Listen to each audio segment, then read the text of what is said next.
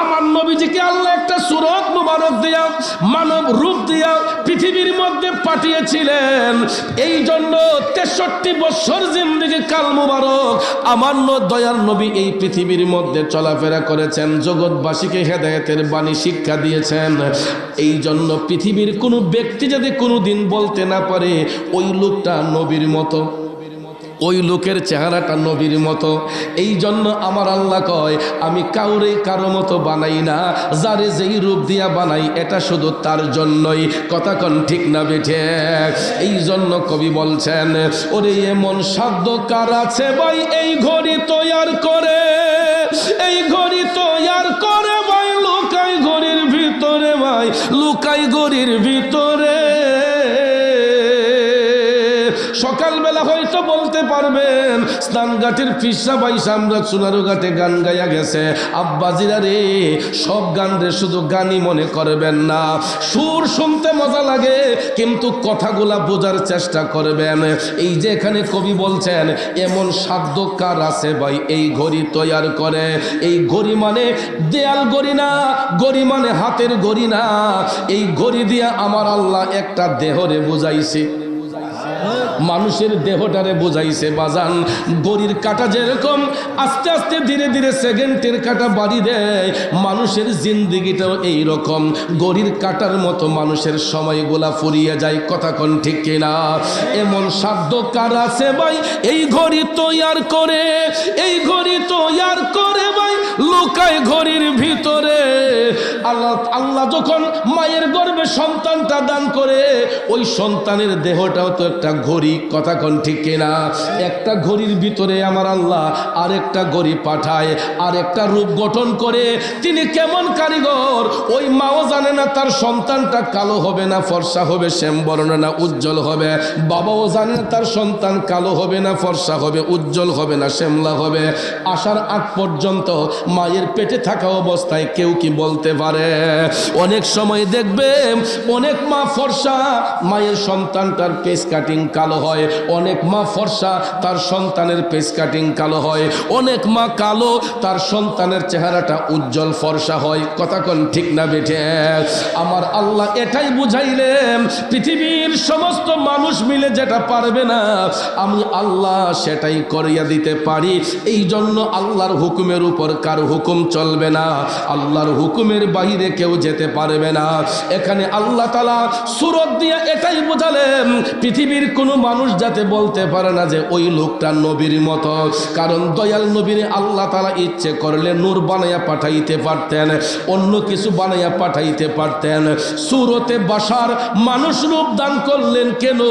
যাতে আমরা বুঝতে পারি তিনি আল্লাহর পক্ষ থেকে প্রেরিত একজন রাসূল। ঠিক না বেঠিক? তিনি আল্লাহর পক্ষ থেকে এসেছেন একজন রাসূল, এটা যাতে আমরা বুঝতে পারি। এই জন্য আমার দয়াল নবীকে সূরতে বাশার মানব রূপ দান করেছেন। তিনি মূলত মানুষ, আসলেই কি মানুষ? মূলত এটা ফুল, আসলে ফুল? এটা দেখতে ফুলের মতো, আসলে ফুল না। আমার নবী সূরতে বাশার মূলত মানুষ, আসলে মানুষ না, তিনি হাকিকতে আল্লাহর নূর। কথা কোন ঠিক কিনা? ওই নূরের নবীকে বাশার রূপ আমার আল্লাহ দান করছেন এই কারণে জগৎবাসীকে হেদায়েতের বাণী শিক্ষা দেওয়ার জন্য।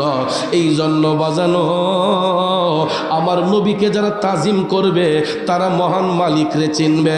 নবীর গোলামি যার মধ্যে থাকবে আমার মৌলার ইবাদত তার অন্তরে থাকবে। নবীর গোলামি যারা করবে ওই ব্যক্তি দ্বীন ইসলাম চিনলো, নবীর দিন যারা মানলো ওই ব্যক্তি হক পথ চিনলো। কথা কোন ঠিক কিনা?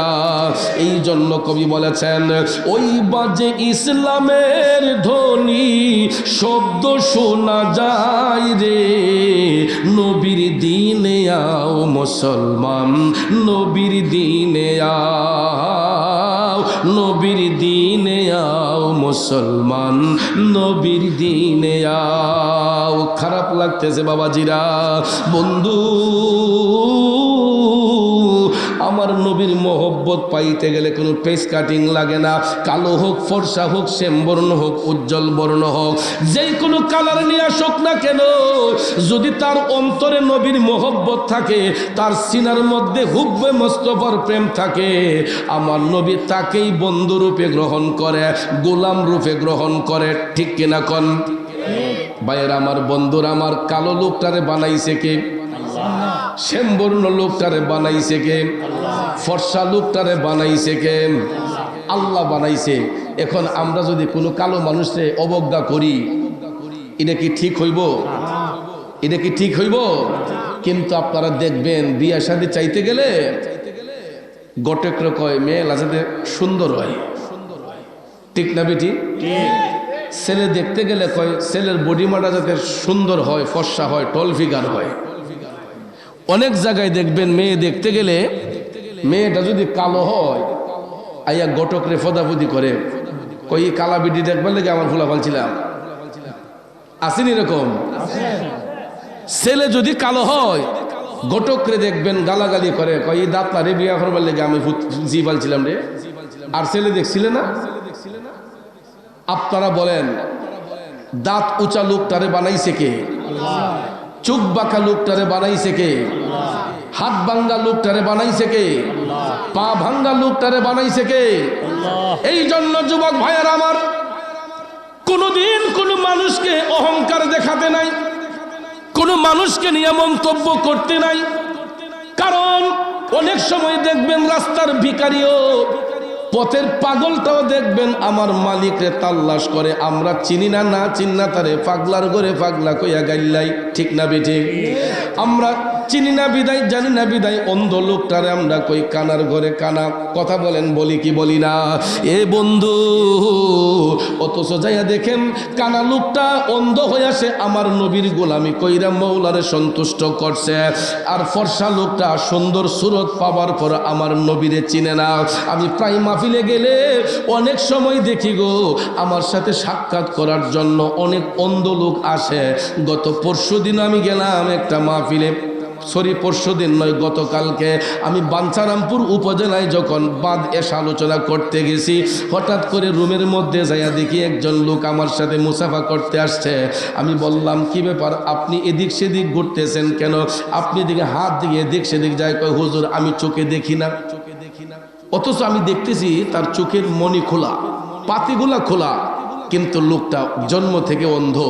জন্ম থেকে অন্ধ হয়ে আবার বলে, হুজুর আমি 30 পারা কোরআনের হাফেজ। সুবহানাল্লাহ। এ নবীর প্রেমিকেরা, চোখে দেখে না, চোখে দেখে না, না দেখার পরও 30 পারা কোরআন তার সিনাতে ধারণ করেছে। আমি আপনি তো দুইটা চোখ দিয়ে শত শত মাইল দূরে দেখি, অথচ হাতের কাছে কোরআন শরীফ রাইখা কোরআন শরীফটা আমরা রিডিং পড়তে পারি না। তাইলে তো দেখা যায় আমরা যে কানা লোকগুলোর অবজ্ঞা করলাম, ওই কানা লোকের চাইতে তো আমি খারাপ, আমার চাইতে তো ওই কানা লোকটাও অনেক ভালো। কথা কোন ঠিক কিনা? এই জন্য বাজানো, কখনো কোনো দিন কোনো মানুষের অবজ্ঞা করতে নাই। আমার রসুল বলেন, আমার রসুল বলেন, যার অন্তরে প্রেম থাকবে, যার অন্তরে আল্লাহর ভয় থাকবে, ওই ব্যক্তি কোনোদিন মানুষের ক্ষতি করবে না, কোনোদিন কারো হক নষ্ট করবে না। ওই ব্যক্তিটা বান্দা থেকে আল্লাহর বন্ধু হইয়া যাইব। এই জন্য বাজান, কালো লোকের যদি সম্মান না থাকতো, তাইলে আমার নবী কালো লোকরে সম্মান দিতেন না। কারণ দয়াল নবী কালো লোকটারে পছন্দ কইরা মুয়াজ্জিনের দায়িত্ব দিয়েছেন। কালো লোকটারে পছন্দ কইরা আমার নবী ওই কালো লোকের সিনার মধ্যে নবীর প্রেম থাকার কারণে আমার রসুল ওই ব্যক্তিটাকে বলেছিলেন যে তুমি আমার আগে জান্নাতে যাইবা। আরো জোরে কর না সুবহানাল্লাহ। আমার নবীর সাহাবীদের মধ্যে সবচেয়ে কালো ছিলেন হযরতে বেলাল হাবশী রাদিয়াল্লাহু তাআলা আনহু। কথা কোন ঠিক কিনা? আমার আপনার গায়ের পোশাকের দিকে তাকাইয়া দেখে কত রং বেরঙের পোশাক আমরা পরতেছি রে বাজান, কত দামি ব্র্যান্ডের পোশাক আমার আপনার গায়ে। দামের মধ্যে কত তফাৎ দেখেন। 5,000, 10,000, 2,000, 4,000 টাকার দামের কাপড়, এর চাইতে বেশি দামি কাপড় আমার আপনার গায়ের মধ্যে আমরা পরি। কিন্তু নবীর সাহাবী হযরতে বেলাল হাবশী এতটাই গরিব ছিলেন, এতটাই গরিব ছিলেন, সাহাবীদের মধ্যে সবচেয়ে বেশি গরিব ছিলেন, দুর্বল ছিলেন হযরতে বেলাল হাবশী রাদিয়াল্লাহু তাআলা আনহু। পেস কাটিংটা কালো ছিল, এমন কোনো কাপড় ছিল না যে সতরটা পুরোপুরি ঢাকতে পারেন। শুধু লজ্জাস্থানের কাপড়টা ঢাকনা ছাড়া অন্য একটা কাপড় হযরতে বেলালের ছিল না। নিজের লজ্জাস্থানের কাপড় ঢাকনা ছাড়া অন্য একটা এক্সট্রা কাপড় হযরতে বেলালের ছিল না। কিন্তু সিনার মধ্যে আমার নবীর ভালোবাসা ছিল। তৎকালীন অত্যাচারী শাসক উমাইয়া হযরতে বেলালকে টাকা দিয়ে ক্রয় করেছিল কৃতদাসের কাজ করার জন্য।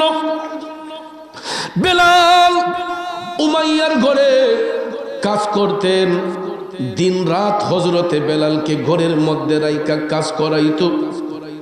বন্ধুরে, একমাত্র ঘুমাইবার সময়টা বাদ দিয়া যতক্ষণ বেলালের দৃষ্টি খোলা থাকতো ততক্ষণ পর্যন্ত বেলালকে কাজের মধ্যে লাগাইয়া রাখতো। হঠাৎ একদিন হযরতে বেলাল ইশকে মুস্তাফার প্রেম অন্তরে নিয়া শোবার ঘরে যাওয়ার সময় বেলাল যখন দুরূদ শরীফের আমল করতেছেন, দুরূদ শরীফ যখন তাজিম করে বেলাল আমার নবীর উপর দুরূদ শরীফ পাঠ করতেছেন, দুরূদ শরীফের আওয়াজটা উমাইয়ার কানে চলে গেছে। এই দিন কিছু বলে নাই। দ্বিতীয় দিন আবার হযরতে বেলাল শোবার আগে দুরূদ শরীফ পড়ে ঘুমাইতেন, ওই দিনও কিছু বলে নাই।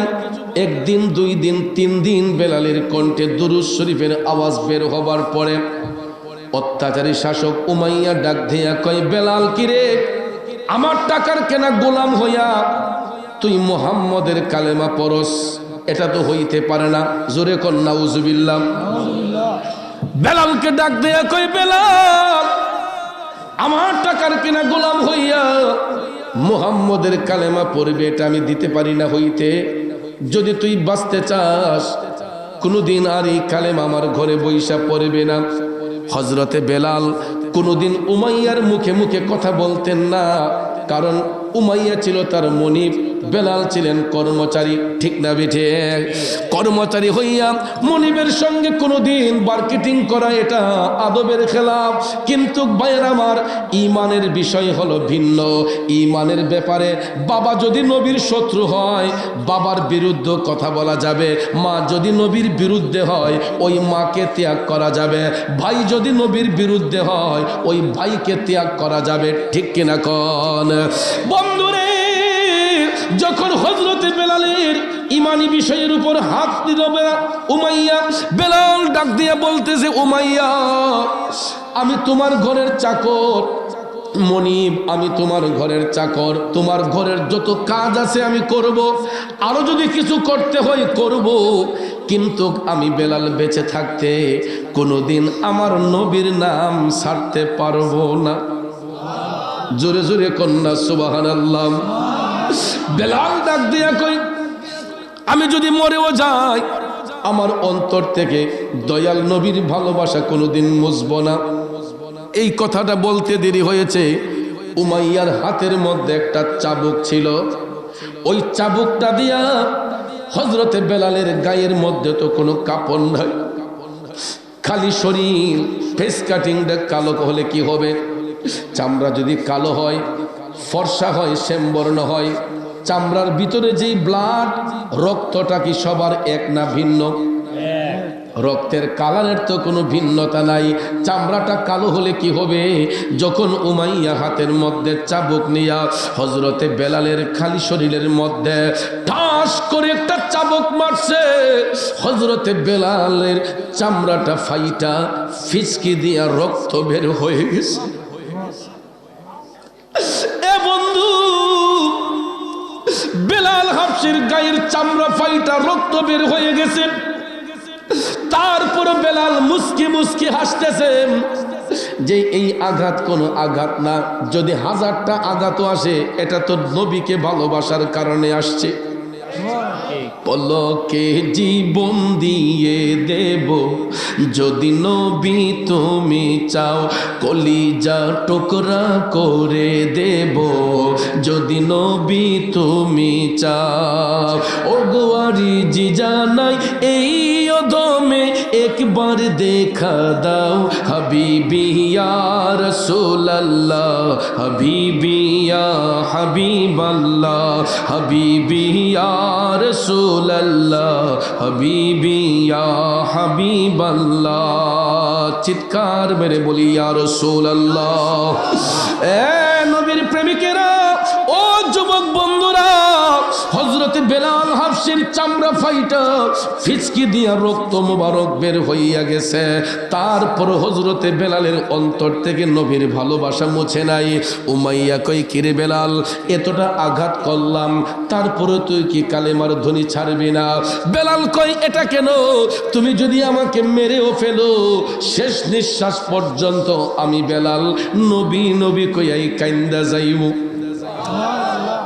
বন্ধুরা আমার, বাবাজিরা, উমাইয়া একটার পর একটা চাবুক মারতেছে বেলালকে, নবীর দিন ছাড়ার জন্য, ইসলাম থেকে সরে যাওয়ার জন্য, সঠিক পথ থেকে সরে যাওয়ার জন্য বেদরক মারপিট করতেছে। হযরতে বেলাল কেমন ইমানদার, কেমন তাজা ইমান ছিল, হাসি মুখে জীবন দিতে রাজি, তারপরও নবী ছাড়তে রাজি। অথচ আমরা বর্তমানে দেখি বেশি লাগে না, 500 টাকা পকেটে ঢুকাইলেই না না মিলাদ কিয়াম করণ লাগতো না, আসেনি? নবী নূরের নবী না, বেশি লাগে না। ইমান নষ্টের জন্য একলা কসকচ্চা 500 টাকা নোট যদি পকেটে ঢুকাই দেয়, ঠিক আছে তুমি যেমনি তুমি এমনি। এমন বেঈমান মুনাফিক আমাদের দেশে আছে না নাই? এ নবীর প্রেমিকেরা, এই সমাজের মধ্যে আমলি লোকের অভাব নাই, কিন্তু ইমানি লোকের অভাব আছে। আমলি লোকের অভাব নাই, কিন্তু ইমানি লোকের অভাব আছে। দেখবেন কিছু কিছু মানুষ আছে, আমল করতে করতে কপালের মধ্যে রিকশার 3 চাক্কা হয়ে গেছে। আসেনি বাজান? আমল করতে করতে দেখবেন কপালের মধ্যে কালো দাগ পড়ে গেছে, কিন্তু সমাজ থেকে সুদ ঘুষের ব্যবসা বন্ধ করে না। আছে না নাই? নামাজ পড়তে পড়তে কপালে কালো দাগ পড়ে গেছে, চিটারি বাটফারি বন্ধ হয় নাই, ধান্দাবাজি বন্ধ হয় নাই। ওই লোকগুলা মুহূর্তের মধ্যে রং বদলাতে পারে, মুহূর্তের মধ্যে রং বদলাতে পারে, কিন্তু যার সিনার মধ্যে নবীর ভালোবাসা থাকে গো, ওই ব্যক্তিকে মেরে ফেললেও তার অন্তর থেকে নবীর ভালোবাসা মুছবে না। কথা বলেন ঠিক কিনা? যুবক ভাইয়ের আমার, হযরতে বেলাল ডাক দিয়ে বললেন, হাসি মুখে জীবনটা দিয়ে দেব, তারপর নবীর দিন ছাড়বো না। উমাইয়া কয়, রাখ বেলাল, তোরে এমন সাজা দেব, যেই সাজা দিলে পরে তুই জনমের জন্য মুহাম্মদের কালেমা ছাড়িয়ে দিবে, এমন সাজা তোরে দেব, তুই ছাড়তে বাধ্য হবে। হযরতে বেলাল আর কোনো কথা না বলে রাতটা গেল। সকাল হইতে না হইতে উমাইয়া কয়, আজকে তোর আর কাজ করাবো না। বেটুকু আঘাত সহ্য করলেন। আমার পীরের গাঁয়ের বাবাজিরা, বেলালের 2টা হাত বেঁধে ফেললো, 2টা পা বেঁধে ফেললো, সারাটা গা একদম ফাইটা রক্ত ফিসফিস করে বের হয়। বন্ধুরে, সারাটা শরীরের মধ্যে শুধু আঘাত আর আঘাত, দেহের মধ্যে এমন কোনো জায়গা বাদ নাই যে একটা চাবুকের বাড়ি না লাগছে বইলা। পুরাটা শরীর রক্তাক্ত, ক্ষত বিক্ষত। হযরতে বেলালের 2টা হাত বেঁধে ফেললো, 2টা পা বেঁধে ফেললো, উত্তপ্ত মরুভূমির গরম বালির কাছে নিয়ে গেল। উমাইয়া হযরতে বেলালের রক্তমাখা পিঠ মুবারক, আল্লাহু আকবার, আল্লাহু আকবার, রক্তমাখা পিঠ মুবারক মরুভূমির উত্তপ্ত বালির মধ্যে নিয়া, গরম বালির মধ্যে হযরতে বেলালকে চিৎ করাইয়া শোয়াইয়া, বেলালের বুকের মধ্যে মনের মন পাথর চাপা দিয়া রাখছে, যাতে করে হযরতে বেলাল ডাইনে নড়তে না পারে, বামে নড়তে না পারে। বন্ধুরা আমার, বাবাজিরা, পিঠের নিচে গরম বালি, পিঠের নিচে গরম বালি, বুকের উপর পাথরের চাপ। বেলাল চোখের পানিগুলো গড়াইয়া গড়াইয়া পড়তেছে, চোখ দুইটা সূর্য বরাবর। এ বাবাজির আমার, যারা সৌদি আরবে গেছেন, মিডল ইস্টে যারা গেছেন, সেখানে তো গাছপালা কম, মরুভূমি এলাকায় যারা কাজকর্ম করেছেন তাদেরকে জিজ্ঞেস করে দেখবেন কষ্ট কত প্রকার ও কি কি। যারা মরুভূমিতে থাকে একটু জিজ্ঞেস করে দেখবেন, খালি পায়ে হাঁটবে দূরের কথা, জুতা পাও দিয়েও হাঁটতে বড় কঠিন হয়ে যায়। কারণ সেখানে রোদের যে তীব্র তাপ, এই তাপ যখন মরুভূমির বালির উপর পড়ে, বালিগুলা আগুনের মতো গরম হয়ে যায়। আগুনে জাল দিলে পরে যেই রকম গরম হয়, অনেক সময় এর চাইতেও বেশি গরম হইয়া যায়। এই একটা কাটা জায়গার মধ্যে কেউ যদি গরম বালি ছাইরা দেয়, আপনারা বলেন তো ব্যথাটা বাড়বে না কমবে? বাড়বে না কমবে? কি অন্যায় ছিল বেলালের, কি অপরাধ ছিল হযরতে বেলালের? অন্যায় ছিল এটাই, বেলাল আমার নবীরে ভালোবাসতেন। অপরাধ ছিল সেটাই, বেলাল আমার নবীর দিন ছাড়তে রাজি না। বেলাল সারাটা শরীর ক্ষত বিক্ষত, রক্তাক্ত, মরুভূমির উত্তপ্ত বালির মধ্যে হযরতে বেলালের পিঠটাকে রক্ত মাখা বালি, টাটকা গরম বালির মধ্যে রক্ত মাখা পিঠ মোবারকটাকে রাইখা বুকের উপরে মনের মন পাথর দিয়া চাপ দিয়া রাখছে। এরপরে বেলালের চোখ দুইটা সূর্য বরাবর। উমাইয়া ডাক দিয়া কই, বেলাল এখনো সময় আছে, বল তুই মুহাম্মদের দিন ছেড়ে দিবি? হযরতে বেলাল কয়, তুমি যদি আমাকে মেরেও ফেলো, আমি আমার নবীর দিন ছাড়ব না। আরো জোরে জোরে কন্যা সুবহানাল্লাহ।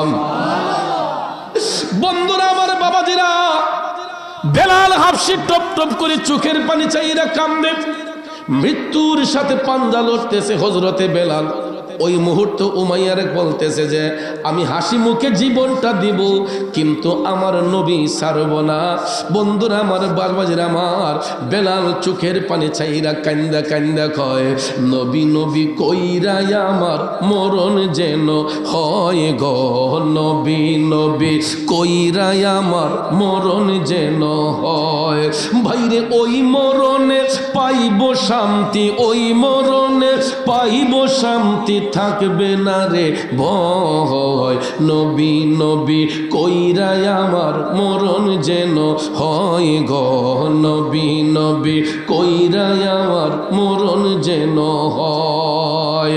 এ বন্ধুরা আমার, বাবাজিরা, হযরতে বেলাল কয় আমি নবী নবী কইরা জীবনটা দিয়ে দেব, তারপরও নবী ছাড়ব না। উমাইয়া দেখলো রুতের তাপ দেওয়ার পরেও বেলালের ঈমান নড়চড় হয় না। কয় রাখ বেলাল, তোকে আরো সাজা দেব। দিনের বেলা উত্তপ্ত গরম বালির মধ্যে বেলালকে রাখতো, সন্ধ্যাবেলা হযরতে বেলালকে গড়ের পিলারের সাথে বাইধা রাখতো।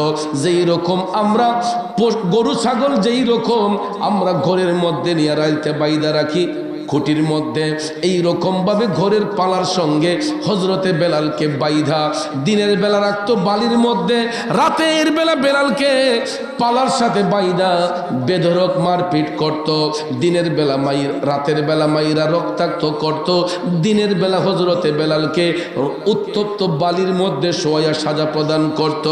হঠাৎ একদিন দেখা যায় উমাইয়ার বাড়ির পাশ দিয়া আমার নবীর প্রিয় সাহাবী হযরতে আবু বকর সিদ্দিক রাদিয়াল্লাহু তাআলা আনহু তশরিফ নিয়ে যাচ্ছেন।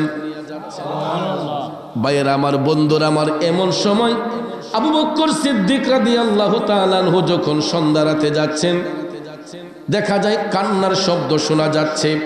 উমাইয়ার বাড়িতে কে যেন চিৎকার করে কান্নাকাটি করতেছে।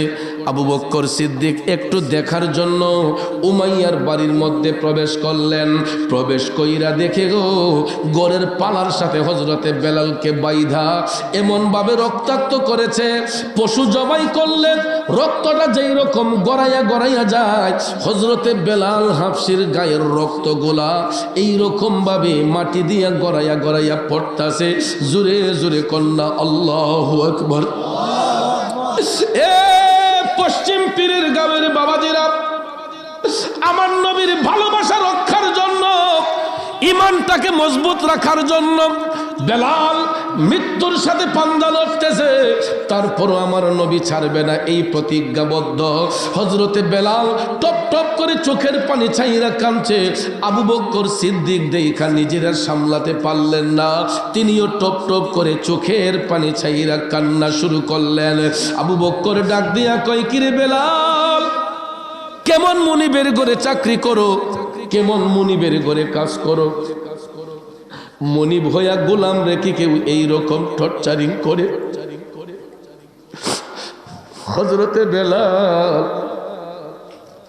আবু বকর সিদ্দিকের চোখের পানি দেখা ডাক দিয়া কয়, সিদ্দিকে আকবর, আমি নিরুপায়, আমি অসহায়, আমার তো টাকা নাই, পয়সা নাই, আমি তো তার কাছে টাকার কাছে বিক্রি হয়ে আছি, আমারে তো আমার মনিব টাকা দিয়া কিনছে, যেই কারণে এই পরিমাণ টাকাও আমার কাছে নাই যে টাকা ফেরত দিয়া আমি তার কাছ থেকে মুক্তি নেব, এই জন্য মুখ বুঝে সহ্য করতেছি। আবু বকর সিদ্দিক বলেন, কেন তোমাকে মারপিট করছে? তখন তিনি বললেন যে, ও সিদ্দিক আকবর, আমি আমার দয়াল নবীরে ভালোবাসি, আমি নবীর গোলামি করি, নবীর দুরূদ শরীফ পড়ি, এই জন্য আমার মনিব এটা সহ্য করে না, যেই কারণে আমাকে দিনরাত টর্চারিং করে। যখন আবু বকর সিদ্দিক শুনলেন বেলাল আমার নবীকে ভালোবাসে, নবীকে ভালোবাসার কারণে এই রকম রক্তাক্ত ক্ষত বিক্ষত, সিদ্দিক আকবর ডাক দিয়া বললেন, বেলাল তুমি টেনশন করো না, যত টাকা লাগুক না কেন, আমার পুরো সম্পদ বিক্রি করেও যদি এই অত্যাচার থেকে তোমারে মুক্ত করতে হয়, আমি আবু বকর তোমাকে কথা দিলাম, এই অত্যাচার থেকে আমি তোমারে মুক্ত করে নিব। এই কথা ঘোষণার সঙ্গে সঙ্গে হযরতে বেলাল আশ্বস্ত হইলেন, তিনি খুশি হইলেন, কষ্টের ভিতরও বেলালের মুখ দিয়ে একটু হাসি বের হলো। আবু বকর সিদ্দিক সঙ্গে সঙ্গে উমাইয়াকে ডাক দিলেন, উমাইয়া বের হলো, বলল, কি ব্যাপার ও আবু বকর, তুমি কেন ডাকলা? আবু বকর সিদ্দিক বলেন, তুমি কেমন মুনিব, গোলাম রেখে কেউ এই রকম নির্যাতন করে? তখন উমাইয়া কয়, সে আমার টাকার কিনা গোলাম হইয়া মুহাম্মদের কালেমা পড়ে। সিদ্দিক আকবর বলেন, চুপ, একবার আমার নবীর নাম মোবারক বিয়াদবি করে নিয়েছিস, আরেকবার যদি নাও তোমার জিভ কেটে ফেলবো। বাবাজিরা আমার, আবু বকর সিদ্দিক ডাক দিয়া বললেন, উমাইয়া আমি এই মুহূর্তে বেলালকে কিনতে চাই। সুবহানাল্লাহ কোন, আমি এই মুহূর্তে বেলালকে কিনতে চাই, তুমি কত টাকার বিনিময়ে বেলালকে বিক্রি করবা? তুমি কত টাকার বিনিময়ে বেলালকে বিক্রি করবা? আবু বকর সিদ্দিক বললেন, বলো কত টাকা চাও? উমাইয়া ভাবছে যে এমন এক কথা কইয়া দিমু যাতে আবু বকর না কিন্না আমার বাড়ি থেকে জায়গা। আবু বকর সিদ্দিক রাদিয়াল্লাহু তাআলা আনহু বললেন, বেলাল, বেলালকে কিনতে গেলে কত টাকা দিতে হবে, দিলে পরে তুমি তাকে মুক্তি দিবা বলো। তখন উমাইয়া বলে, আমাকে 1500 দিনার দিলে। কতশো? 1500। তখনকার সময়ের 1500 দিনার বর্তমান সময়ের কত কোটি টাকা হতে পারে চিন্তা করে দেখেন, কত কোটি টাকা হতে পারে। তখনকার সময়ের 1500 দিনার। উমাইয়া বলল, আবু বকর 1500 দিনার যদি আমাকে দাও, আমি বেলালকে মুক্তি দিয়ে দেব। আবু বকর সিদ্দিক বলেন, সত্যি বলছো তো? কয়, হ্যাঁ আগে দাও। কারণ উমাইয়া কল্পনাই করে নাই যে একটা কালো মানুষরে এত টাকা দিয়া কিনবো কেউ, এটা সে কল্পনাই করতে পারে নাই। কিন্তু ভাইয়ের আমার, ইমানের কাছে টাকা পয়সা কোনো ব্যাপার না। ইমান রক্ষার জন্য সাহাবায়ে কেরাম জীবন দিতে রাজি, তারপরও ইমান দিতে রাজি ছিলেন না। আবু বকর সিদ্দিক ওনার টাকার থলির মধ্যে হাত দিয়া নগদ 1500 দিনার বের করলেন। 1500 দিনার বের কইরা উমাইয়ার হাতে যখন দিলেন, উমাইয়া তো দেখে স্ট্রেঞ্জ হয়ে গেছে, অবাক হয়ে গেছে, কিরে এত টাকা দিয়া কিনে ফেললো আবু বকর। এখন তো সে আর কথা নড়চড় করতে পারে না, সে তো ওয়াদাবদ্ধ যে আমি 1500 দিনার দিলে তাকে মুক্তি করে দেব। আবু বকর সিদ্দিক বলেন, নেও, এখানে 1500 দিনার আছে, এই মুহূর্তে তুমি বেলালের হাতের রশি খোলো, পায়ের রশি খোলো, আমি এখন বেলালকে এখান থেকে মুক্তি করে নিয়ে যাইব। সঙ্গে সঙ্গে সঙ্গে সঙ্গে আবু বকর সিদ্দিক টাকা দিলেন। একদিকে বেলালের হাত পায়ের রশি খোলা হয়ে গেল। আমার বাবাজিরা, বন্ধুরা, বেলালের হাতের রশি পায়ের রশি খোলা হয়ে গেল। এই জন্য দেখবেন একজন কবি লিখেছিলেন, দেখিয়া হযরত বিল্লাল প্রেমেতে হইয়া মাতাল, পাইল উমাইয়ার জ্বালাতন। ওরে দেখে তাহার প্রেম ভক্তি, বিল্লালকে দিল মুক্তি, পাইল উমাইয়ার জ্বালাতন। আল্লাহর নবী, নূরের নবী গো, আপনি নবী জীবনের জীবন।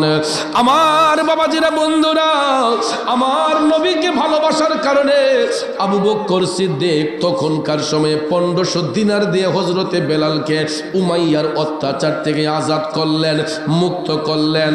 হযরতে বেলালকে সিদ্দিক আকবর ডাক দিয়ে বললেন, ও বেলাল, এখন থেকে তুমি মুক্ত। বেলাল ডাক দিয়া কয়, সিদ্দিক আকবর, আমি তো আপনার কাছে ঋণী হয়ে গেছি, আমি তো আপনার কাছে এখন ঋণী হয়ে গেছি। সিদ্দিক আকবর ডাক দিয়া কয়, চুপ করে বেলাল, এটা কি বলছো? আমি যা করেছি আমার ঈমানি দায়িত্ব পালন করেছি। আমি তোমার প্রতি যেটা করেছি এটা আমার ঈমানি দায়িত্ব পালন করেছি। এবার হযরতে বেলাল ডাকিয়া কয়, ও সিদ্দিক আকবর, এতটুক যদি করলেন, আমার আর একটু উপকার করেন, আমার একটু দয়াল নবীর সন্ধানে নিয়ে যান।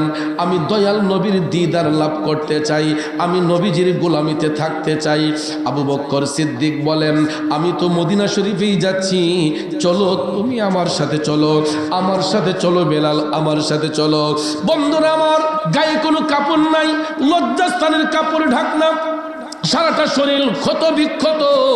এমন সময় হযরতে বেলালকে নিয়ে আবু বকর সিদ্দিক যখন মদিনা শরীফের উদ্দেশ্যে রওনা হয়ে গেলেন, আমার মদিনার কামলিওয়ালা নবী আসরের নামাজ শেষ করে আসহাবি সুফফার মধ্যে বৈশা, মদিনা শরীফে রওজা শরীফের অপোজিট সাইডে আসহাবে সুফফা, যেখানে বসে সাহাবায়ে কেরামকে নিয়ে দয়াল নবীজি মিটিং করতেন, তালিম করতেন, বিভিন্ন পরামর্শ দিতেন।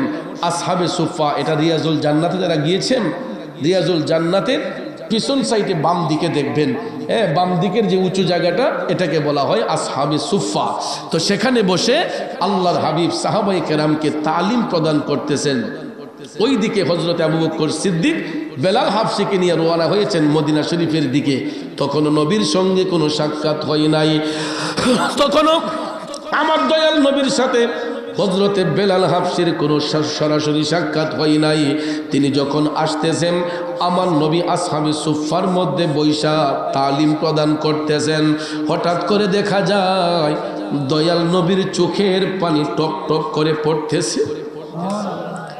মাজলিসের মধ্যে আলোচনা করতেছেন, আমার নবীর চোখের পানি মোবারক টপ টপ করে পড়তেছে। সাহাবায়ে কেরাম একজন আরেকজনের চেহারার দিকে তাকাচ্ছেন, কি ব্যাপার, নবীজি কাঁদতেছেন কেন?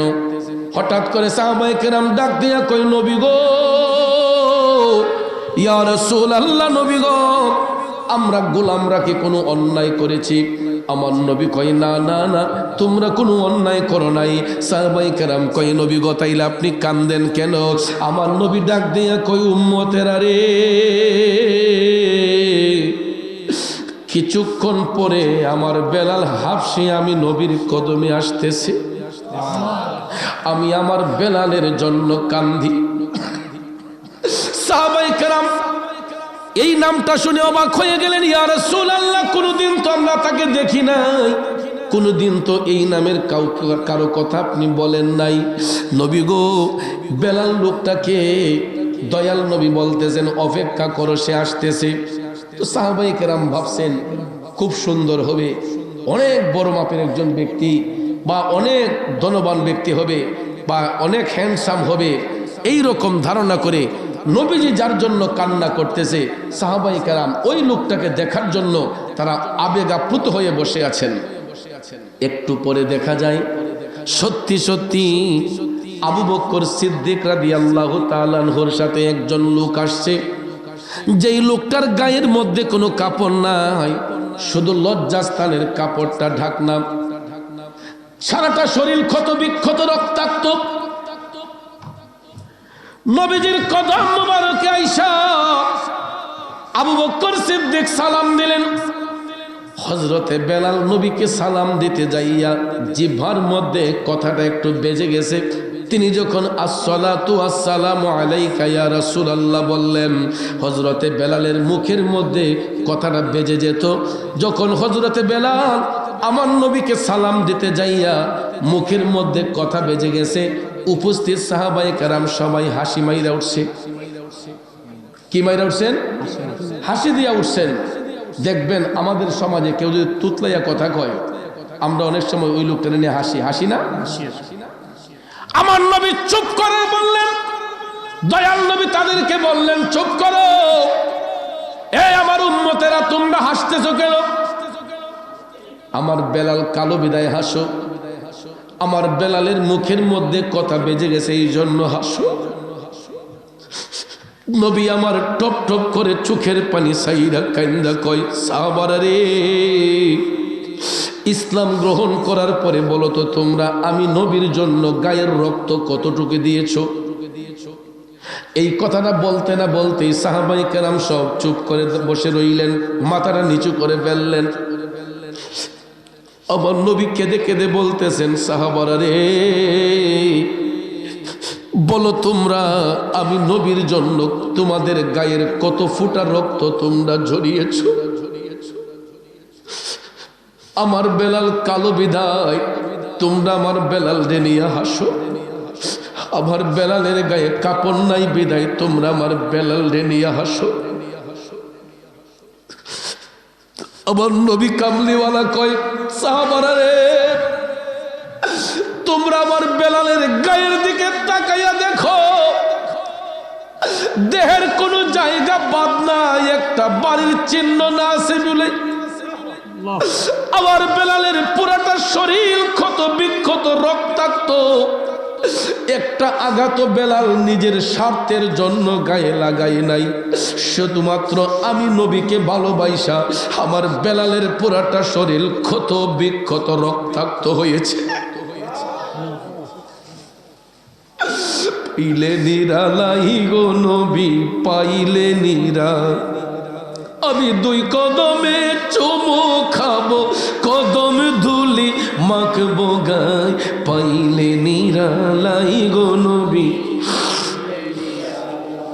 হায় পাইলে নিরালাই গো নবী। নবী আমার কান্দে, ডাক দিয়া নবী বলতেছেন, এ সাহাবারা তোমরা দেখো, আমার বেলালের পুরোটা শরীর ক্ষত বিক্ষত রক্তাক্ত, একটা আঘাত বেলাল নিজের স্বার্থের জন্য গায়ে লাগাই নাই, প্রত্যেকটা আঘাত লাগিয়েছে একমাত্র আমি নবীর ভালোবাসার জন্য। সাহাবায়ে কেরাম সবাই জোরহাত করে নবীজির কদম মুবারকে লুটাইয়া পড়লেন, নবী গো আমাদেরকে ক্ষমা করে দেন, আমরা চরম বিয়াদবি করে ফেলেছি। আল্লাহর নবী বললেন, লা তাহজান, চিন্তা করো না, আজকের মতো তোমাদেরকে আমি ক্ষমা করলাম, আর কোনোদিন তোমরা এরকমটা করবা না। রাসূল বললেন, বেলাল এখন থেকে আমাদের সাথেই থাকবে, এখন থেকে বেলাল আমাদের সঙ্গেই চলাফেরা করবে, উঠা বসা করবে। আমার রাসূল হযরতে বেলালকে বললেন, বেলাল তুমি মনে কষ্ট নিও না, কারণ তিনি তো কালো পেশ নিয়ে দুনিয়াতে এসেছেন, চেহারাটা কালো, এতগুলা আঘাত। বন্ধুরা আমার, বাবাজিরা আমার, দয়াল নবীজি বেলালের মাথা মুবারকের মধ্যে হাত মুবারক রাইখা বেলালের সেই রক্তমাখা শরীরে আমার নবী যখন এই রকম হাতটা ভোলাইয়া দিলেন, মুহূর্তের মধ্যেই হযরতে বেলালের শরীরের মধ্যে যতগুলা চাবুকের আঘাত ছিল সব চাবুকের দাগের আঘাতগুলা মুছে গেছে। চাবুকের আঘাতগুলা নবীজি স্পর্শ করার কারণে সব মুছে গেছে। আল্লাহু আকবার বলেন। বেলাল একেবারে সুস্থ। আমার নবী সিদ্দিক আকবরকে মুবারকবাদ, ধন্যবাদ জানালেন। সেই সাথে হযরতে বেলালকে রাসূল কাপড় কেনার অনুমতি দিলেন। আবু বকর সিদ্দিক বাজার থেকে যাইয়া কাপড় কিনে আইনা হজরতে বেলালের সতর ঢেকে দিলেন। ঢেকে দেওয়ার পরে ভাইয়ার আমার, বন্ধুরা আমার, হজরতে বেলাল আমার নবীর গোলামিতে মশগুল। নবীজির গোলামি করতে করতে তিনি এমন মকাম অর্জন করলেন, আল্লাহর নবী ডাক দিয়া কয়, বেলাল এখন থেকে তুমি ওয়াক্তের আজান প্রদান করবা। ও বেলাল, এখন থেকে তোমাকে দায়িত্ব পালন করতে হবে, তুমি আজান দিতে হবে। যেই লোকের মুখে কথা বেজে যায়, যেই লোকের মুখে কথা বেজে যায়, রসুল তাকে মুয়াজ্জিনের দায়িত্ব দিচ্ছেন। আমার নবী বুঝে দিচ্ছেন না, না বুঝে দিচ্ছেন? এ বন্ধু, উপস্থিত অনেক সাহাবায়ে কেরাম থাকার পরেও আমার রসুল বেলাল হাবশিকে বললেন, বেলাল এখন থেকে তুমি আজান প্রদান করবা। গোলামি কারে কই? নবীর গোলামি কইরা এইটুকু অর্জন করেছেন। হজরতে বেলালকে রসুল আদেশ করলেন, এখন থেকে তুমি নামাজ আদায় করার জন্য 5 ওয়াক্তের আজান প্রদান করবা। হজরতে বেলাল ডাক দিয়ে কয়, নবী গো, বেয়াদবি ক্ষমা করবেন, আমি আজান দিতে পারি, আমার একটা অনুরোধ রাখতে হবে, আমার একটা রিকোয়েস্ট রাখতে হবে। রসুল বললেন, সেটা কি রে বেলাল? হজরতে বেলাল কয়, নবী গো, আমি আজান প্রদান করতে যাইয়া যখন আশহাদু আন্না মুহাম্মাদুর রাসূলুল্লাহ বলবো, ওই মুহূর্তে যেন আমি আপনার দিদার লাভ করতে পারি, আমি আপনাকে দেখে দেখে যেন আশহাদু আন্না মুহাম্মাদুর রাসূলুল্লাহ বলতে পারি, এইটুকু আমাকে বলুন। ইয়া রাসূলুল্লাহ, আমি আজান দিলে যখন আশহাদু আন্না মুহাম্মাদুর রাসূলুল্লাহ বলবো, ওই মুহূর্তে যেন আমি আপনাকে সামনে দেখতে পাই। আমার রসুল বললেন, ঠিক আছে। জি, আমার রসুল বললেন, অবশ্যই বেলাল, তুমি যখন আজান দিবা আমি নবীকে তোমার সামনে পাবা। যেরকম না সুবহানাল্লাহ। এ বন্ধুরা আমার, বাবাজিরা, দায়িত্ব দেওয়ার পরে বেলাল সঠিকভাবে ওনার দায়িত্ব পালন করতেছেন।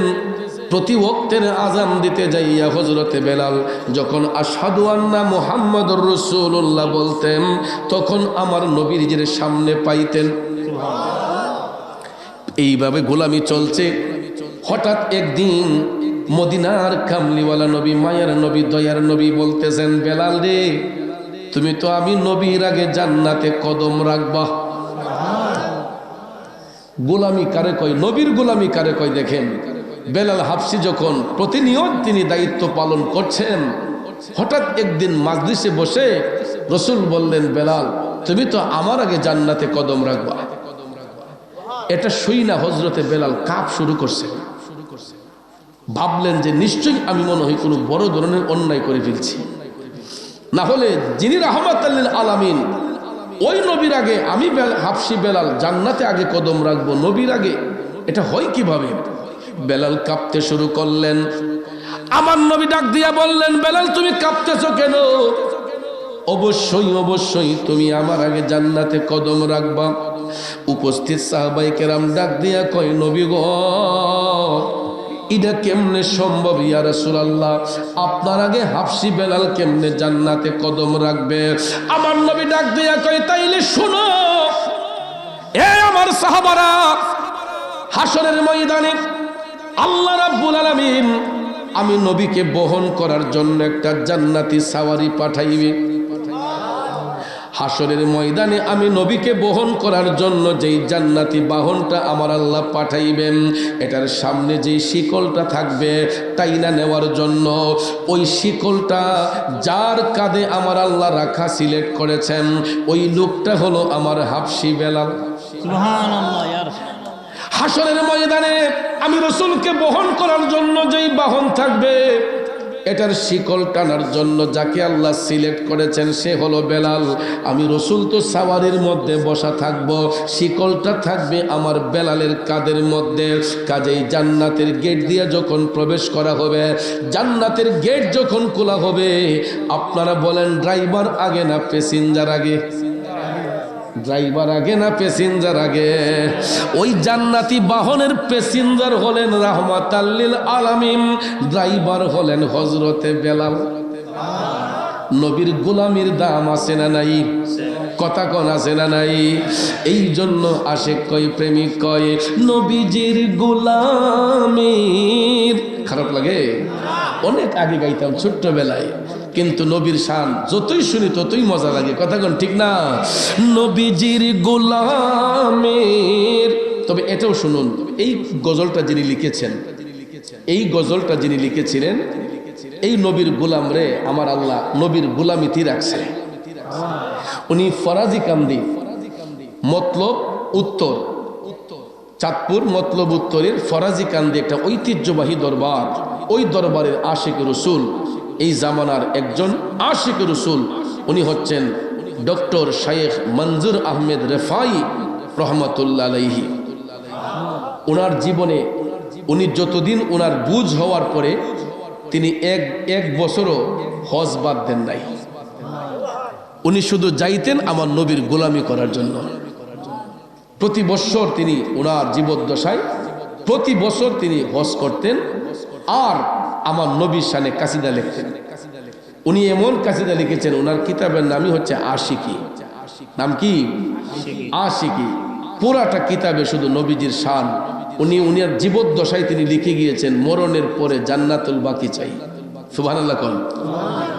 এবং এই যে নবীজির গোলামে, মৌলাজির গোলামে কোনো চিন্তা নাই, চলো নবীজির জিয়ারতে মদিনাতে যাই, এই কাসিদা তিনি লিখছেন।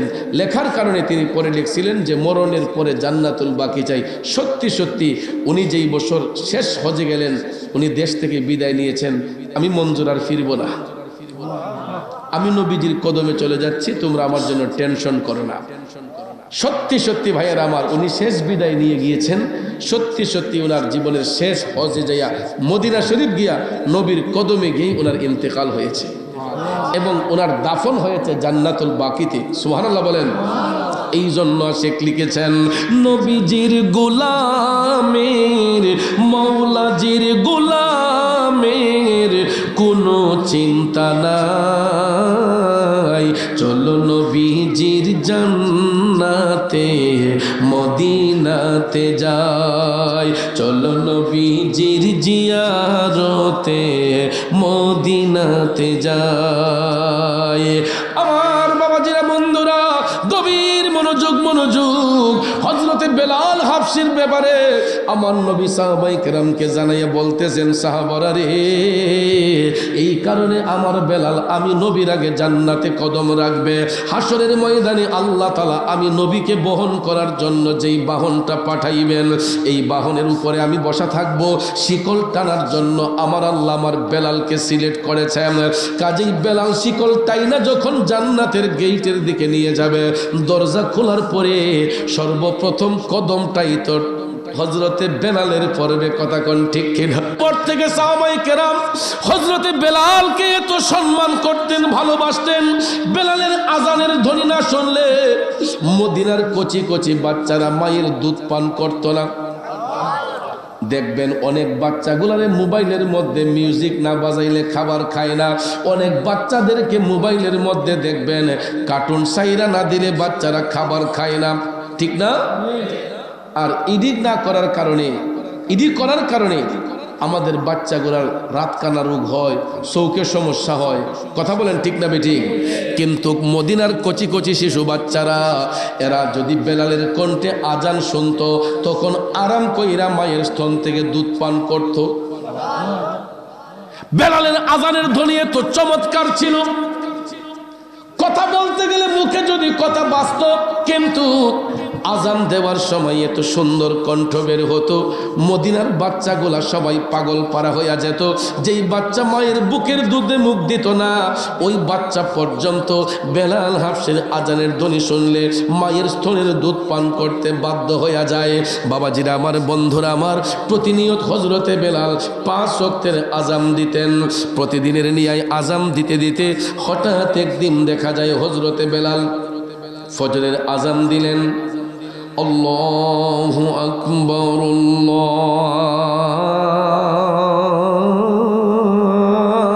আল্লাহু আকবার, আল্লাহু আকবার,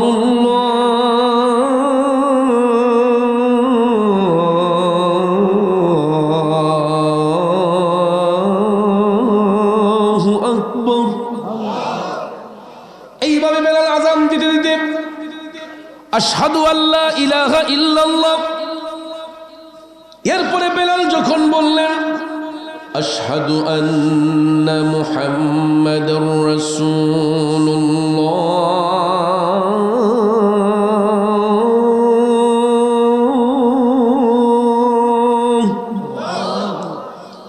প্রতিদিন বেলাল আশহাদু আন্না মুহাম্মাদুর রাসূলুল্লাহ বলে আমার নবীজির সামনে পাইতেন। ওই দিন দেখা যায় আশহাদু আন্না মুহাম্মাদুর রাসূলুল্লাহ বলার পরে নবী সামনে নাই। বাজার বেলাল ভাবলেন হয়তো রাসূল কোনো কারণে আসেন নাই। চলে গেল ফজর, জোহরের টাইমে হযরতে বেলাল আজান দিলেন, আশহাদু আন্না মুহাম্মাদুর রাসূলুল্লাহ বললেন, নবী সামনে নাই। আসরের আজান দিলেন, নবী সামনে নাই। মাগরিবের আজান দিলেন, নবী সামনে নাই। এশারের আজান দেওয়ার পরে নবী সামনে নাই। আর বেলালের মনে শান্তি নাই। ও মদিনাবাসী রে, আরে ও মদিনাবাসী রে, তোমরা নিদেই কাছো ও নবী রে। বেলাল কতটুক নবীরে ভালোবাসত মদিনাবাসীর কাছে বেলাল জানতে চাইলেন। মদিনাবাসীর কাছে জানতে চাইলেন, তোমরা কেউ দেখছো নি আমার দিনের নবী কই? কেউ বেলালকে নবীর সংবাদ দেয় না। অনেক সময় দেখবেন ছেলে মেয়ে যদি বাহিরে থাকে, যদি বাবা মারা যায়, মা মারা যায়, অনেক সময় দেখবেন দূরে থাকলে সন্তানরে বলে না যে তুমি একটু বাড়িতে আও, তোমার আব্বার শরীর খারাপ। এরপরও কয় না যে তোমার আব্বা মারা গেছে। বিদেশ বাড়িতে পোলাপান থাকলে বাবা যদি মারা যায় দেখবেন মুহূর্তের মধ্যে খবরটা বিদেশে দেওয়া হয় না, ছেলে নিয়ে স্ট্রোক করে ফেলে। কথা কোন ঠিক না ঠিক? এরকম ভাবে রাসূল পর্দা করেছেন। আমার নবী সবুজ গম্বুজের নিচে আরামে গেছেন। এই সংবাদ কেউ বেলালকে দিতে চায় না, বেলাল পাগল পারা হয়ে যাবে। মদিনা শরীফের অলিতে গলিতে বেলাল রাসূল তালাশ করতেছে, কিন্তু কোথাও কোনো জায়গায় রাসূলকে পাওয়া যাচ্ছে না। কেউ বেলালকে ঠিকানাও দেয় না। এখন দেখা যায় বেলাল যখন আমার নবীরে দেখে না, হযরতে বেলাল কয় তাইলে আমি আজকের পর থেকে আর আজানও দেব না, আজকের পর থেকে আমি আর আজানও দেব না। বেলাল রাসূলকে তালাশ করতেছে যে যতক্ষণ আমি আমার নবীরে খুঁজে না পাইব ততক্ষণ পর্যন্ত আমি বেলাল আর আজান দেব না। এই ধারণা করে বেলাল মদিনার অলিতে গলিতে হাঁটতে হাঁটতে কোথাও রাসূলকে পায় না। মদিনার সীমানা ছাইরা যাইতে যাইতে যাইতে বেলাল হালব শহরের মধ্যে গিয়া উপস্থিত হয়েছেন। হালব শহরের মধ্যে উপস্থিত হয়েছেন। ওই দিকে বছর একটা চলে গেছে। 1 বছর ধরে মদিনা শরীফে বেলাল নাই। মদিনার কচি কচি বাচ্চারা মায়ের স্তনের দুধ পান করা বন্ধ করে দিয়েছে। বেলালের কণ্ঠে আজান না শোনার কারণে মদিনাবাসীদের কাজকর্মের মধ্যে কোনো বরকত নাই। এরা একদম ফেরারির মতো হয়ে গেছে। সবাই অশান্তির দাবানলে জ্বলতেছে, শুধু বেলাল হাফসিকে তাল্লাশ করতেছে। কিন্তু বেলাল হাফসি আমার নবীকে তাল্লাশ করতে করতে মদিনার সীমানা ছেড়ে হালব শহরের মধ্যে চলে গেলেন। 1 বছর পার হয়ে গেছে, বেলাল নবীজির দিদারও পাচ্ছে না। হঠাৎ একদিন হালব শহরের মধ্যে হযরতে বেলাল ঘুমের ঘরে স্বপ্নে গেলেন। স্বপ্নের ঘরে যাওয়ার সঙ্গে সঙ্গে বেলাল দেখতেছে বেলালের স্বপ্নের ঘরে আমার দয়াল নবী আইসা হাজির হইয়া গেছে। দিদারে মুস্তাফা কবে হবে যে, অপেক্ষায় রত আছি এই দুটি নয়ন যে, শয়নে স্বপনে স্মরণে মুস্তাফা আমায় সর্বদা বিভোর করে দে, মদিনায় কবে যাব আমি যে। এ বন্ধু বেলাল আমার নবীর দিদার পাইলেন। রাসূল ডাক দিয়ে কই কিরে বেলাল, এত তাড়াতাড়ি আমার সাক্ষাৎ থেকে তুমি দূরে সরে গেলাম। বেলাল চমকে উঠলেন, নবী গো আমি আসতেছি ইয়া রাসূলুল্লাহ, আমি তো আপনার কদমেই থাকতে চাই। নবীকে দেখার সঙ্গে সঙ্গে হযরতে বেলাল আবার মদিনার দিকে রওনা হইলেন। আমি সংক্ষেপ করে বলে যাচ্ছি, সময়ের দিক বিবেচনা করে বেলাল মদিনার পানে রওনা হয়ে গেলেন। মদিনার পানে রওনা হইয়া মদিনার সীমানার মধ্যে আসার সঙ্গে সঙ্গে হঠাৎ একজন মদিনাবাসীর মধ্য হতে একজন হযরতে বেলালকে দেখে ফেলল। দেখা একজনের মুখ থেকে আরেকজন, একজনের মুখ থেকে আরেকজন, এইভাবে শুনতে শুনতে মুহূর্তের মধ্যে বেলালের সংবাদ মদিনার মধ্যে ছড়ে গেছে। সবাই জানতে পারলো যে হযরতে বেলালকে পাওয়া গেছে মদিনার সীমানার মধ্যে। ভাইয়েরা আমার, দলে দলে লোকজন আইসা তাল্লাশ করতে করতে হযরতে বেলাল হাবশির কাছে চলে আসলেন। সবাই আইসা হযরতে বেলালকে অনুরোধ করে বলতেছে, বেলাল এতদিন কোথায় ছিলেন? আমাদেরকে না জানাই আপনি কোথায় চলে গেছিলেন? আপনি মদিনা শরীফে না থাকার কারণে আমাদের বাচ্চারা খাবার দাবার ছেড়ে দিয়েছে, মানুষ কাজকর্ম বন্ধ করে দিয়েছে।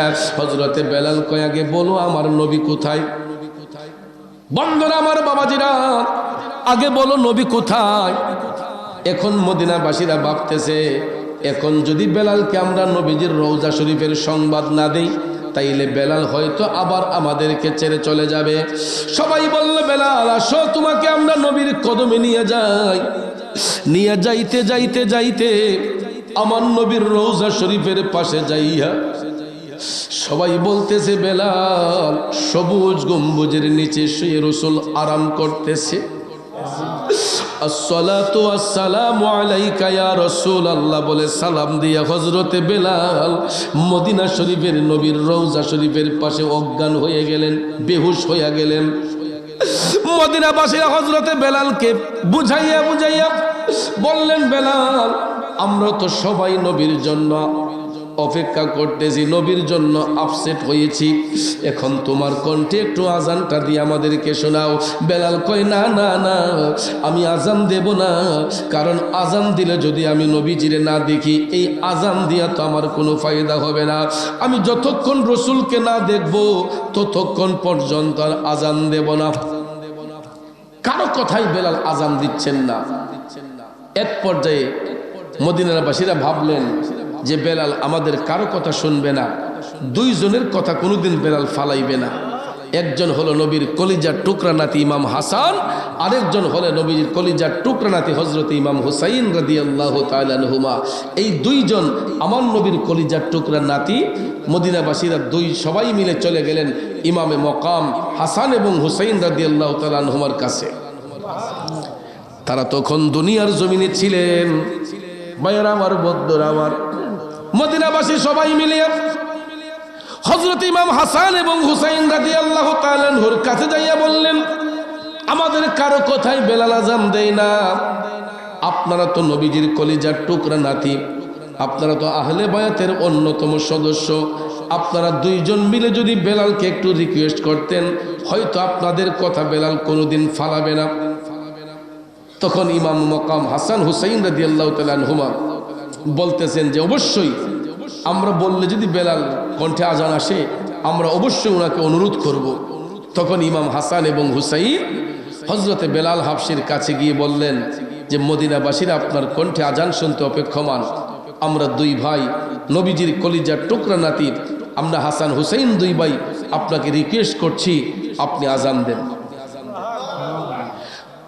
ইমামে মকাম হাসান হুসাইনকে জড়াইয়া দইরা বেলাল হাবশি চোখের পানি ছেড়ে কান্না শুরু করে দিয়া বলতেছে, ও হাসান হুসাইন, আপনারা আমাকে অনুরোধ করবেন কেন? আপনারা আমাকে আদেশ করেন। আপনারা অনুরোধ নয়, আপনারা আমাকে অর্ডার করবেন, আদেশ করবেন, কারণ আপনাদের মকাম আমি বেলালের চাইতো ঊর্ধ্বে। আপনারা নবীজির কলিজার টুকরা নাতি, আওলাদে রাসূল, নবীর বংশের আওলাদ। ভাইয়েরা আমার, বন্ধুরা আমার, আমাদের সমাজের মধ্যে তো আমরা মনে করি যে আমরা সবাই 3.5 হাত মানুষ, যার যার হাতে 3.5 হাত। নবীর বংশের আওলাদ দেখলে অনেকে তাজিম করতে চায় না, যে আমরা আমার মতো তুই। কিন্তু নবীর আওলাদ যখন দেখি মনে বড় আশা রাখি, আওলাদে রাসূল যখন দেখি মনে বড় আশা রাখি, চরণ দুটি ধৌত করি দিয়ে চোখের জল। আমরা নবীজির পাগল, আমরা মদিনার পাগল। মদিনারি দুলবালি মোর নয়নের কাজল। আমরা নবীজির পাগল, আমরা মদিনার পাগল। ও বন্ধু, হাসান হুসাইনকে বেলাল জড়াইয়া ধরে বলতেছেন, আপনারা আমাকে আদেশ করবেন, আমাকে অনুরোধ করছেন কেন? যেখানে নবীর নাতি হাসান হুসাইন আমাকে অর্ডার করেছে, আমি বেলাল এখন আজান দেব। সত্যি সত্যি সত্যি হযরতে বেলাল মিনারের মধ্যে দাঁড়ালেন, আজানের ধ্বনি দিয়া বেলাল যখন আশহাদু আন্না মুহাম্মাদুর রাসূলুল্লাহ বললেন, হযরতে বেলাল তিনি অজ্ঞান হয়ে গেলেন, নবীজিকে সামনে না পায়ে অজ্ঞান হয়ে গেলেন। অজ্ঞান হওয়ার সাথে সাথে আমার দয়াল নবীর দিদার হয়ে গেছে। দয়াল নবী স্বপ্নের ঘরে আইসা বেলালের তন্দ্রাচ্ছন্ন ভাব। এমন সময় রসুল বলতেছেন, বেলাল কে বলছে আমি তোমার আজান শুনি না? আমি রসুল অবশ্যই অবশ্যই তোমার আজানের ধ্বনি শুনতেছি। রসুল যখন বেলালকে ডাক দিলেন, আমার নবী ডাক দিতে পারে কি পারে না? নবী মরা না জিন্দা? শুধু আমাদের নবী নয়, আল আম্বিয়া ও আহিয়াউন, সমস্ত নবীগণ জিন্দা। ফি কুবুরিহিম, আপন আপন রওজা শরীফের মধ্যে ইউসাল্লুন, তারা নির্দিষ্ট টাইমে সালাত আদায় করেন। সুবহানাল্লাহ কম। আমার রসুল বললেন, বেলাল আমি অবশ্যই অবশ্যই তোমার আজানের ধ্বনি শুনতেছি। যখন নবীর আহ্বান পাইলেন, বেলাল আবার দাঁড়াইয়া তিনি আজানের বাকি অংশ পরিপূর্ণ করলেন। এ বন্ধুরা আমার, বাবাজিরা, এটাইকে বলা হয় ইশকে মোস্তফার প্রেম, এটাকে বলা হয় হুব্বে মোস্তফার প্রেম। ভালো যদি বাসেন তাইলে এইরকম ভাবে নবীকে ভালোবাসতে হবে, ঠিক না? ঠিক। কিছু কইলাম, কিছু না মানলাম, কিছু মানলাম, কিছু মানলাম না। এই ভালোবাসা দিয়া আল্লাহর সন্তুষ্টি হবে না, নবীর দিদার হবে না। তাহলে নবীর দিদার যদি পাইতে হয়, সব কিছু ছেড়ে দিয়া নবীর গোলামিতে মশগুল হয়ে যেতে হবে, ঠিক কিনা বলেন? আমরা নবীর গোলামি চাই কি চাই না? আরো জোরে বলেন, চাই কি চাই না? যদি চেয়ে থাকেন তাহলে বলুন, প্রতি বৎসর এই নবী প্রেমের বাগান হোক। আমরা চাই কি চাই না? কারা কারা চাই? দুইটা হাত উঁচু করে দেখাই। আরেকটু বলেন, কারা কারা চাই? হাত তুলে দেখাই। নারে তাকবীর, নারে রিসালাত, আহলে সুন্নাত ওয়াল জামাত। হাত নামান। আপনারা জিন্দাবাদ কইছেন না জিংলা বাস কইছেন? জিন্দাবাদের আওয়াজটা কিন্তু জিমে জিমে আইছে। আমার কাছে লাগছে কেউ জিন্দাবাদ কইছেন আর কেউ জিংলা বাস কইছেন। তো সবাই জিন্দাবাদ কইছেন নি? আহলে সুন্নাত ওয়াল জামাত, মাশাআল্লাহ, মারহাবা। তাহলে আগামী বছর মাহফিল হোক, আমরা সবাই চাই। কথা বলেন ঠিক কিনা? কারণ এই মাহফিল হওয়াতে শুধু আমরাই খুশি না বাজান, আজকে এলাকার যত কবরবাসী আছে তাদের রুহু আরো বেশি খুশি। আমরা কবরবাসীকে দেখি না, কিন্তু কবরবাসীর রুহু কিন্তু আমাদেরকে দেখতেছে। এই বিশ্বাস আপনাদের আসেনি? কথা কার আসেনি? এই বিশ্বাস আছে না? আমরা কবরবাসীর কবরবাসীকে দেখি না, কিন্তু কবরবাসীর রুহু আমাদেরকে দেখতেছে। আজকে এখানে কেউ মা হারাইয়া বসছেন, কেউ বাবা হারাইয়া বসছেন, কেউ স্ত্রী হারাইয়া বসছেন, কেউ সন্তান হারাইয়া বসছেন। এখানে অনেক রকম মানুষ আছে। কথা বলেন, আসেনি? আমি একজন বাবা হারাই এতিম। আজকে 27 বছরের উপরে আমি আমার বাবারে বাবা কয়ে ডাকতে পারি না। 1 বছর নয়, 2 বছর নয়, প্রায় 2 যুগের উপরে 27টা বছর এই জবান দিয়া বাবা ডাক আসে না। আমি এমন একটা পুরা কপাল্লা সন্তান, যেই বয়সে বাবা হারাইলাম, আমি আমার বাবার জানাজার নামাজ পড়াতে পারি নাই। বাবাজি, বর্তমানে আমি শত শত মানুষ মারা গেলে জানাজার নামাজের ইমামতি করি। আমার মুরিদরা মারা গেলে ঘন্টার পর ঘন্টা লাশ রাইখা দেয়, কয় পিসা হুজুর না আসলে জানাজা হবে না। গত 1 সপ্তাহ আগেও আমার একজন মুরিদ নবীনগরে মারা গেছে। হবিগঞ্জ থেকে সংবাদ পাইয়া যাইতে যাইতে গিয়া দেখি জানাজার মাঠে 20 মিনিট আমার জন্য অপেক্ষা। যদি আরো সময় লাগতো, মুসল্লিরা কয় হুজুর আমরা আরো অপেক্ষা করতাম। আজকে কত শত মানুষের জানাজার নামাজের ইমামতি করি, অথচ নিজের বাবার জানাজার নামাজটা পড়াইতে পারি না। এ বন্ধু, আমার মতো হয়তো এখানে অনেক বাবা হারা ইতিম আছেন, আজকে তারা হারে হারে বুঝতেছে